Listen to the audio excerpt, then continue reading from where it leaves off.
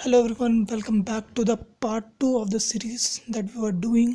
और ये सीरीज थी basically about the interesting fact about the human male primary reproductive organ that is testis. इसका भी हम पार्ट 2 लेके आ गए हैं आपके लिए, एंड दैट इज़ कि अब कुछ और इंटरेस्टिंग चीज़ें हैं जो टेस्टिस के बारे में हमको पता होनी चाहिए again for 12th as well as for NEET. वो मैं आपको बताने जा रहा हूँ, ठीक है। अब देखिए यहाँ पर आपके लिए एक रफ डायग्राम मैंने बना रखा है और ये कंडीशन है एक, if a mother is pregnant, ठीक है। मदर प्रेग्नेंट है और there will be now two condition, there can be a male, यानी कि मेल बॉय हो सकता है एंड फीमेल हो सकती है with in the वूम of a mother. अब इस कंडीशन में होता क्या, देखो, during the month of 7 to 8 month of pregnancy, in 7 to 8 month of pregnancy, what happen, the testes are seen in abdomen itself। देखो एब्डोमेन में ही देखे जाते हैं और मैंने साथ में यहाँ पर फीमेल रिप्रोडक्टिव ऑर्गन सिस्टम भी बना रखा है। दैट इज़ यहाँ देखिए ये दो ओवरीज हैं, ये यूट्रस है और यहाँ पर क्या है, vagina and cervix, and these are fallopian tube. इन दोनों की पोजीशनिंग ऑलमोस्ट सेम और एक जगह और एक जैसी ही होती है। 7 to 8 मंथ की बात कर रहा हूँ मैं, इवन इन 9 मंथ में भी हो सकती है ये कंडीशन, अभी मैं आपको समझाऊंगा। तो होता क्या है बेसिकली, 7 to 8 मंथ की अगर हम बात करें तो इस दौरान हमको टेस्टिस इन एब्डोमेन ही दिखते हैं। इसी time period this testis starts descending down, ये नीचे आने शुरू हो जाते हैं। और नीचे आने की ज़रूरत क्यों है हमको पता ही है। अब देखो होगा क्या, यही abdominal wall will extend and it will result into formation of scrotum, ठीक है। और ये दोनों टेस्टिकल यहाँ पर pouch like structure that is scrotum में आके रेस्ट करेंगे एंड वहाँ पर ही क्या हो जाएंगे, रहेंगे, ठीक है। ये होता कब है, 7 to 8 month of pregnancy. 9 month में भी होता है कभी कभी, या बिफोर, जस्ट बिफोर बर्थ भी ये प्रोसेस होती है कि ये इट स्टार्ट डिसेंडिंग, ठीक है। तो हमको ये याद रखना है कि this is basically the time period when you will see the testis in the abdomen itself and they start descending after this time period only. 7 month से भी स्टार्ट होता है, कभी कभी 8 मंथ से भी स्टार्ट होता है, कभी कभी 9 मंथ से भी स्टार्ट होता है, ठीक है। अभी हम आगे कंडीशन भी पढ़ेंगे। कभी कभी क्या होता है, testicles are not seen in scrotum, पर वो कभी कभी एब्डोमेन में, एब्डोमेन या फिर ये वाले रीजन को कहते हैं इनग्विनल, इनग्विनल, कभी कभी एब्डोमेन में या फिर इनग्विनल रीजन में ही रह जाते हैं, जस्ट अबाउट द स्क्रोटम, नीचे जहाँ पर रूट ऑफ पेनिस होता है, ठीक है, इनग्विनल रीजन में ही रह जाता है। तो इस कंडीशन में क्या करते हैं डॉक्टर्स, वो भी हम आगे डिस्कस करेंगे, ठीक है ना। अब बेटा देखो ये डिसेंट होने ज़रूरी क्यों है, जैसे कि हमने अपने प्रीवियस लेक्चर में पढ़ा था, for the process of स्टोरेशन, maturation and production of sperm, ठीक है।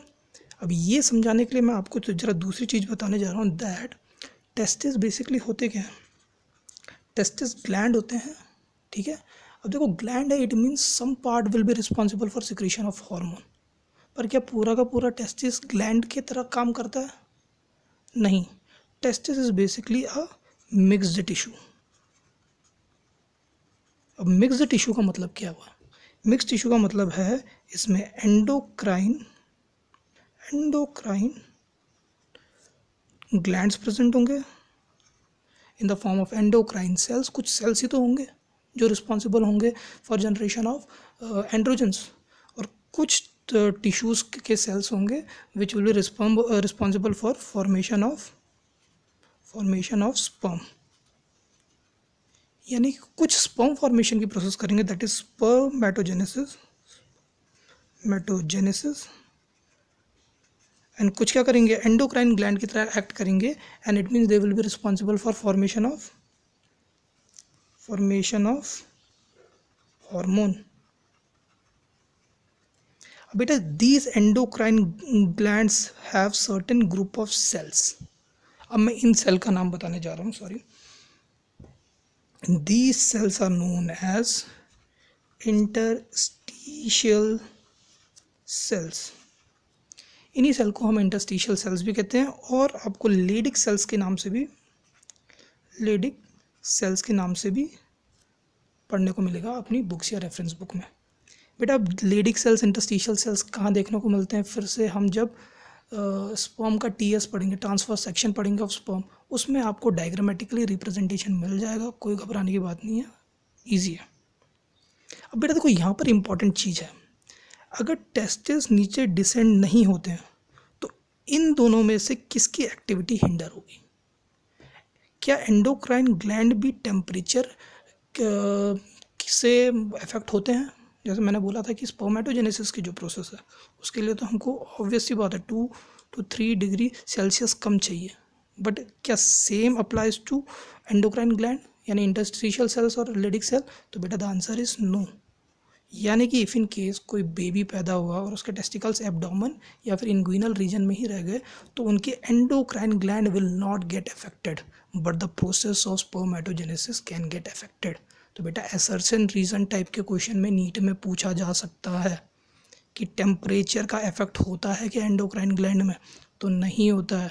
स्पर्मेटोजेनेसिस यानी कि जो टिश्यू रिस्पॉन्सिबल होते हैं process formation of sperm, they will get affected. यानी कि ये एंड्रोजन्स तो बनाते रहेंगे, एंड्रोजन्स की फॉर्मेशन तो होती रहेगी अगर टेस्टिस एंड एब्डोमेन या इंगुइनल कैनाल में ही रह गए, पर स्पर्मेटोजेनेसिस की प्रोसेस नहीं हो पाएगी, इसकी प्रोसेस हो जाएगी।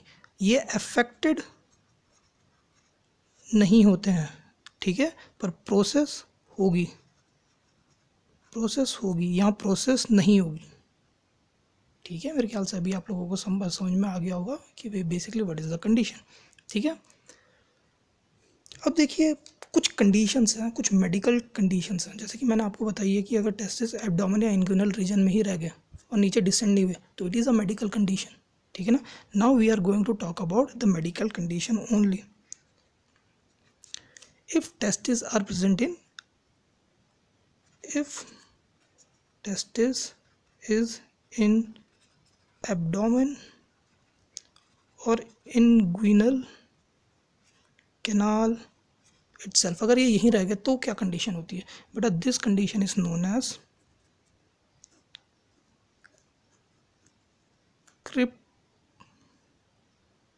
क्रिप्टोर्किडिज्म। बेटा देखो क्रिप्टोर्किडिज्म, अब व्हाट इज बेसिकली क्रिप्टोर्किडिज्म?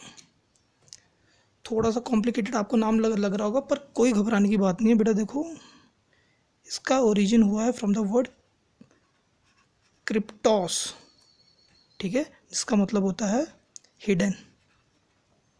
अब ऑर्किडिज्म का मतलब क्या होता है?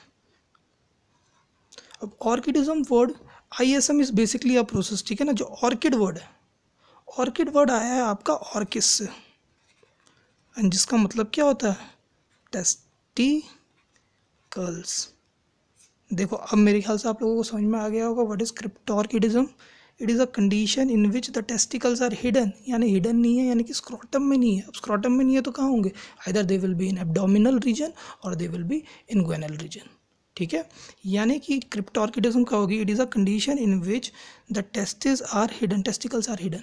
हिडन मतलब कहाँ नहीं है? स्क्रोटम में नहीं है। अगर स्क्रोटम में नहीं तो कहाँ होंगे? या तो एब्डोमेन में होंगे या तो इनग्विनल रीजन में होंगे, ठीक है। ये याद रखना आप। And the fourth is the difference between. Now what is the difference between? हमने एक वर्ड सुनते हैं that is testis, then we will see this spelling also, test TES, TES and TES, ठीक है। एंड देन अगेन टेस्टिकल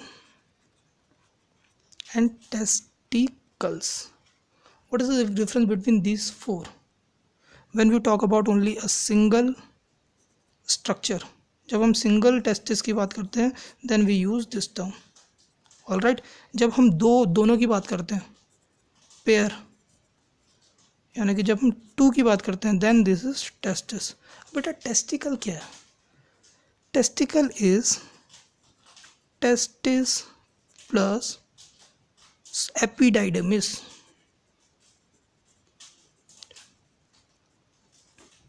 जब testis के साथ हम एपिडाइडमिस की बात करते हैं तब हम टेस्टिकल की बात करते हैं।